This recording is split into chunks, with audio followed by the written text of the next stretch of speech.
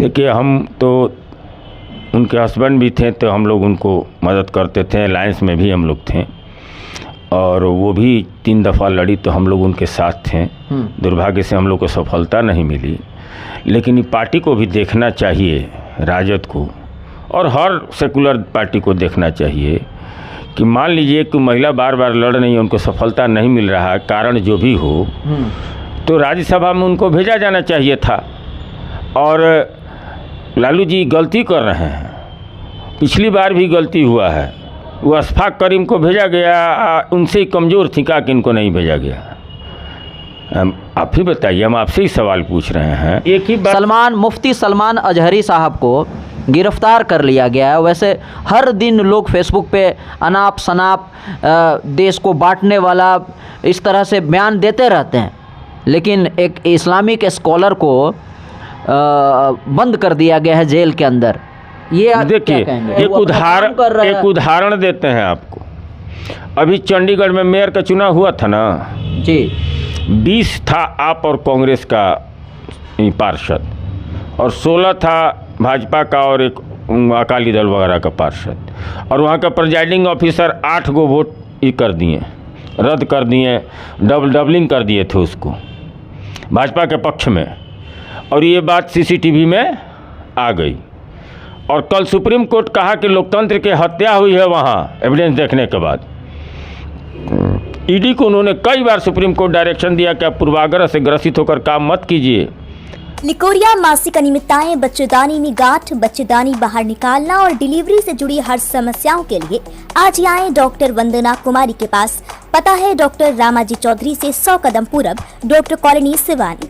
अधिक जानकारी के लिए नीचे दिए गए नंबर पर कॉल करें। अभी का जो राजनीति है, उस राजनीति से तकरीबन 50% से ज़्यादा लोग उसके सपोर्ट में नहीं हैं, लेकिन कुछ लोग सपोर्ट में भी हैं।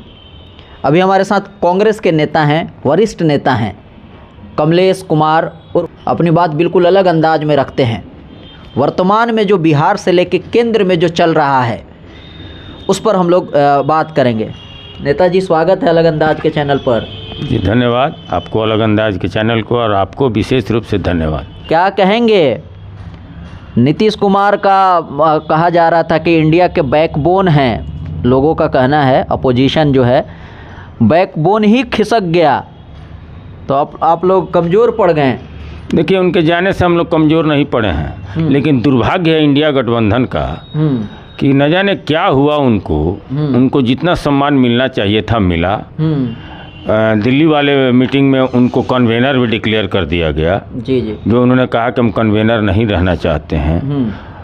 तो हम लोग को लगा कि हो सकता है कोई बात हुई होगी, लेकिन अचानक से फिर वो महागठबंधन से भाजपा के तरफ चले गए हैं, एनडीए के तरफ चले गए हैं। ये बड़ा दुर्भाग्यपूर्ण हुआ।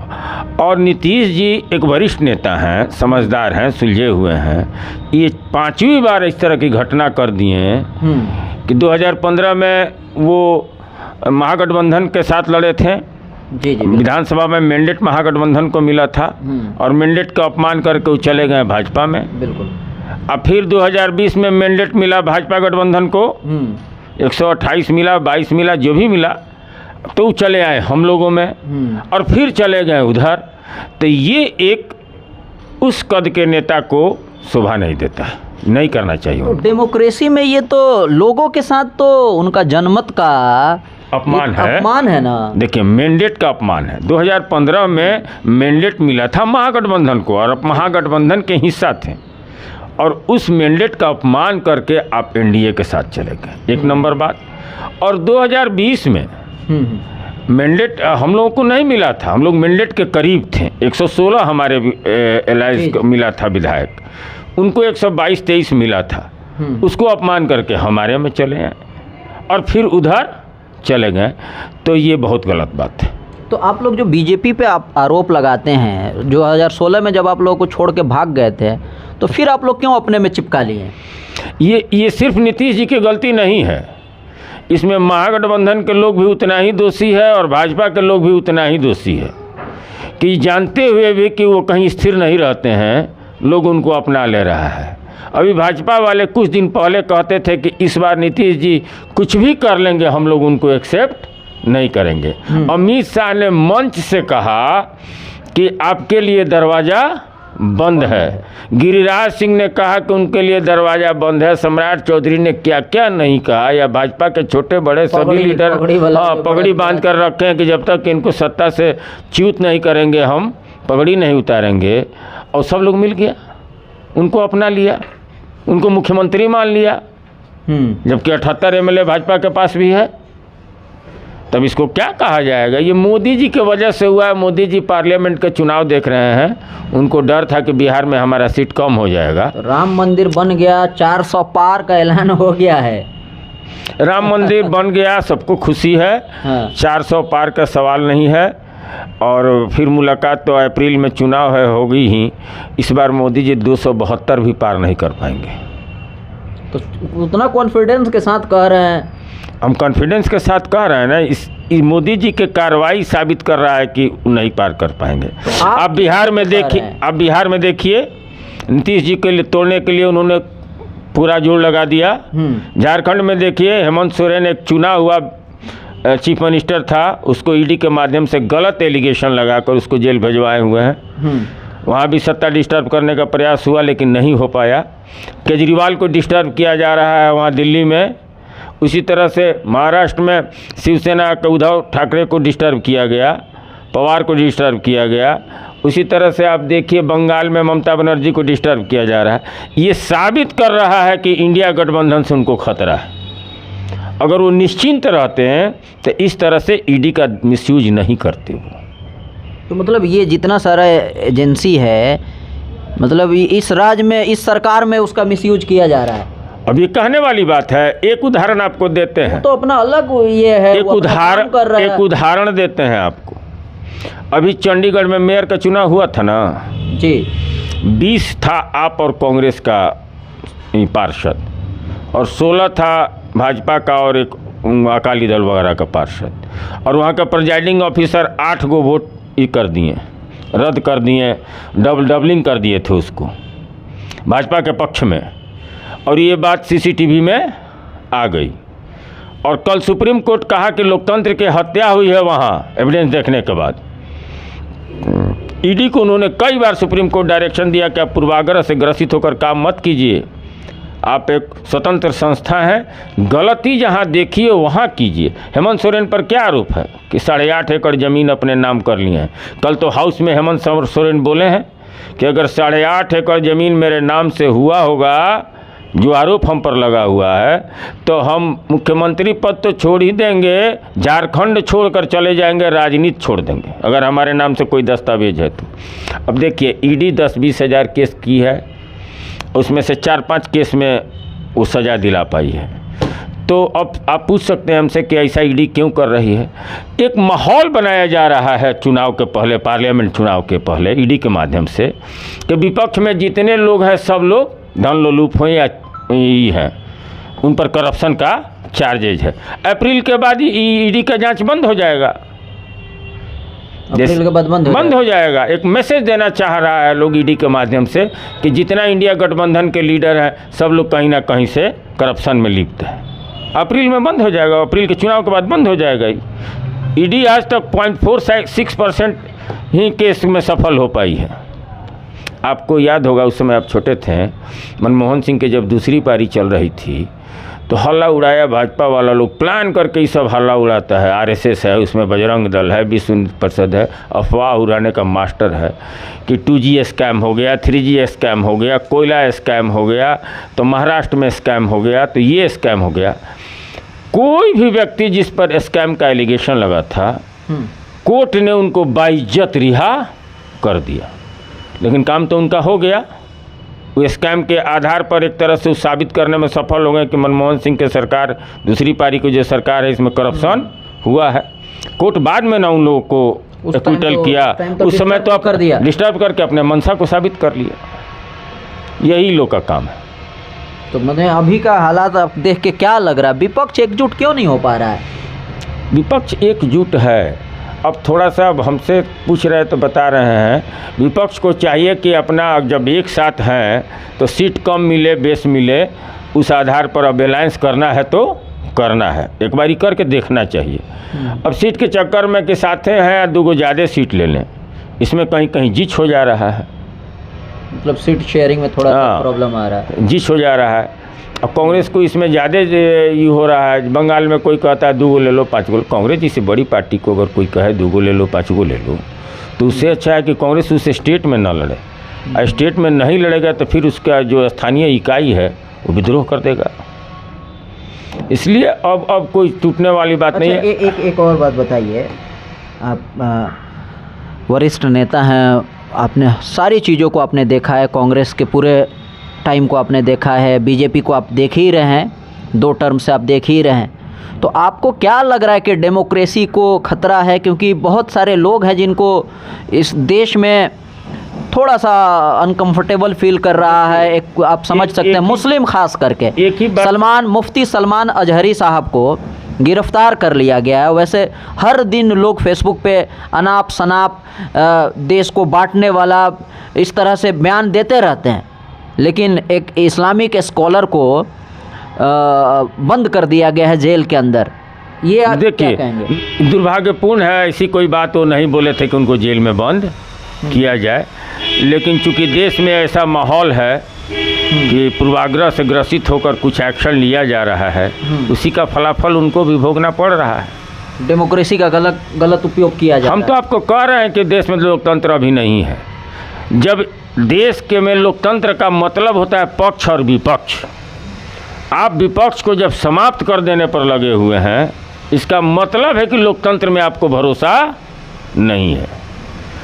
कोई एक दल मिलकर लोकतंत्र का निर्माण नहीं न करता है। लोकतंत्र है, जनता के द्वारा चुना हुआ तंत्र है, तो जनता का मन कोई हमारे में है, कोई ए में है, कोई बी में है, कोई सी में है। आज मान लीजिए बी मजबूत है और ए और सी के विचार को दबा देना चाहता है, तो इसका मतलब कि उसको लोकतंत्र में विश्वास नहीं है। सीधी बात हुई। स्टेट पर बात हो गया, सेंट्रल पे भी बात हो गया, अब आते हैं सीमांत पे बात कर लिया जाए। क्या कहेंगे? आप कांग्रेस के वरिष्ठ नेता हैं, तो क्या लग रहा है कि इंडिया के तरफ से कौन कैंडिडेट आएगा कि नैया का पार लगाएगा? हिना साहब के बारे में क्या विचार है आपका? देखिए, हम तो उनके हस्बैंड भी थे, तो हम लोग उनको मदद करते थे, अलायंस में भी हम लोग थे, और वो भी 3 दफ़ा लड़ी तो हम लोग उनके साथ थे। दुर्भाग्य से हम लोग को सफलता नहीं मिली, लेकिन पार्टी को भी देखना चाहिए, राजद को और हर सेकुलर पार्टी को देखना चाहिए कि मान लीजिए कि महिला बार बार लड़ रही है, उनको सफलता नहीं मिल रहा है, कारण जो भी हो, तो राज्यसभा में उनको भेजा जाना चाहिए था। और लालू जी गलती कर रहे हैं, पिछली बार भी गलती हुआ है, वो अशफाक करीम को भेजा गया, उनसे ही कमज़ोर थी, का कि इनको नहीं भेजा गया। आप ही बताइए, हम आपसे ही सवाल पूछ रहे हैं कि अगर मान लीजिए वो तो बैकडोर का लोग परिवार है नहीं, बैकडोर पर भरोसा नहीं करता है। 4 बार 5 बार शहाबुद्दीन साहब लोकसभा जीते, विधानसभा जीते, मान लीजिए किसी वजह से इनको सफलता नहीं मिल रही है, कलर हो जा रहा है कुछ सिवान में, तो फिर भी उस परिवार को सम्मान मिलना चाहिए ना। उसी के लिए ना राज्यसभा बनता है, चाहे विधान परिषद बनता है। तो आप उनको माइनस कर दे रहे हैं। एक परिवार में 4-4 लोगों को मिल जा रहा है ये बेनिफिट, और एक परिवार में अकेले। हमको याद है शहाबुद्दीन साहब जब जेल में थे और टिकट का बंटवारा हुआ था 2015 में, उनके मन माफिक टिकट का बंटवारा नहीं हुआ था। ये हमको कहने में कोई गुरेज नहीं, हम लोग एक हाथ आगे पीछे से बात करते थे इस विषय पर। बावजूद वो यही निर्देशित करते थे जो लोग जाता था कि जो भी दल का उम्मीदवार है उसको आप लोग वोट कीजिए, चाहे वो पसंद हो या चाहे नापसंद हो। इतने दल के प्रति वो समर्पित थे। और उनका परिवार है, पढ़ी लिखी महिला है, एमए है, अच्छा बोलती हैं, एक माइनॉरिटी का फेस है। बिहार में उनसे बड़ा माइनॉरिटी का कोई फेस नहीं है, और बावजूद उनको राज्यसभा में नहीं भेजा जा रहा है, तो ये गलत हो रहा है। मैंने जब से शहाबुद्दीन साहब के साथ इस दुनिया से गए हैं, उसके बाद कोई इलेक्शन नहीं हुआ है, अब इलेक्शन आ रहा है, और उस परिवार को एक बात कहना चाहते हैं। आपको क्या लग रहा है कि 24-25 में 24 में गठबंधन को नुकसान उनको चाहिए कि महागठबंधन के लोग यहाँ से चुनाव जैसे लड़ाता है वैसे लड़ाए। और उससे भी बेहतर होगा कि अभी जो राज्यसभा का सीट जो खाली हो रहा है उससे उनको दिल्ली भेज दिया जाए। अब आखिर जिसको मन है महागठबंधन से जो लड़ना चाहे वो अपना लड़े। तो ये डिसीजन बेहतरीन होगा। हम हमारे लिए तो यही सोच है, उनके लिए यही लगता है कि उनको एक बार पार्लियामेंट में भेजना चाहिए। जी जी। क्योंकि 3 बार वो लड़ी हैं और यहाँ उस नेचर की महिला है नहीं, उस नेचर का वो परिवार भी नहीं रहा है, लेकिन लोग अपने फ़ायदे के लिए इसको हिंदू मुस्लिम और तरह तरह की बात कर देता है, जिसमें उनका सारा परिश्रम व्यर्थ चला जा रहा है। तो उनको राज्यसभा में भेजा जाना चाहिए, उनकी ऊर्जा का इस्तेमाल होना चाहिए। पूरे बिहार में वो चाहेंगी तो वोट को 10-20% वोट इधर उधर कर सकती हैं। तो वही कह रहे हैं, वैसे लीडर को अगर आप नहीं अपनाते हैं तो यह दुर्भाग्य है, आपको अपनाना चाहिए। अच्छा एक और बात बताइए, आपके पार्टी में कभी इस तरह का बात नहीं चलता है? क्योंकि विचारधारा अगर देखी जाए तो आपसे उनसे तो आप इस हम लोग तो स्वागत करेंगे, अगर कल आएंगे तो हम लोग स्वागत करेंगे उनको कल कांग्रेस में लाने के लिए, और उनका ये हाई लेवल पर उनका ये होगा। लेकिन वो कहीं मतलब अभी कोई किसी से बात, उनसे इमरान प्रतापगढ़ ही बात किए ही थे, इमरान प्रतापगढ़ बात किए थे, और भी बड़े बड़े लोग बात किए थे। बहुत गंभीर महिला है वो, बहुत जल्दी कुछ अपनी बात, उन लोग को अपना एक है कि एक दल में है तो हम हैं। तो जब उनका ये विचार है कि हम जहाँ स्थिर हैं वहाँ हैं, वहीं रहेंगे, तो उस दल का ना ड्यूटी है कि आप उसको सम्मान दीजिए। बात समझ रहे हैं हमारी? बिल्कुल है। तो उनको, हमको लगता है कि वो राजद छोड़कर बहुत इधर उधर जाना नहीं चाहती हैं, जो उनकी दिली इच्छा है। तब राजद की ना ड्यूटी है कि उनको सम्मान दिया जाए। जी जी। तरह दरभंगा के लिए सिवान से जी, हमको लगता है कि किसी से नहीं कहीं होंगे कि हमारे पीछे पीछे तुम लोग आओ, और दरभंगा जाते जाते उनके साथ 2000 गाड़ी वाले लोग हो गए। कौन नेता इतना पॉपुलर है? करोड़ों का तेल ही जोड़ा जाए तो करोड़ों रुपये हो गया। कौन उसमें बहुत लोग को पहचानती भी नहीं होंगे, हम जानते हैं, लेकिन लोग का जुनून है, उनके साथ लोग हैं। तो ये बात आरजेडी नेतृत्व को समझना चाहिए, और वो लोग वो बहुत गंभीर है, वो लोग कहीं कहने होने नहीं जाएगा। ये आपकी ड्यूटी है कि आप उनको सम्मान दीजिए और उनके ऊर्जा का इस्तेमाल अपने फेवर में कीजिए। चलिए वीडियो को ख़त्म किया जाए। बिल्कुल आप देख सकते हैं अलग अंदाज की टीम हमेशा जो सम्मानित लोग हैं, जो सीनियर लोग हैं, जिनके बातों में जान होती है, वैसे लोगों तक हम लोग पहुंचते हैं और वैसी उनकी बात आप तक हम लोग पहुंचाने की कोशिश करते हैं।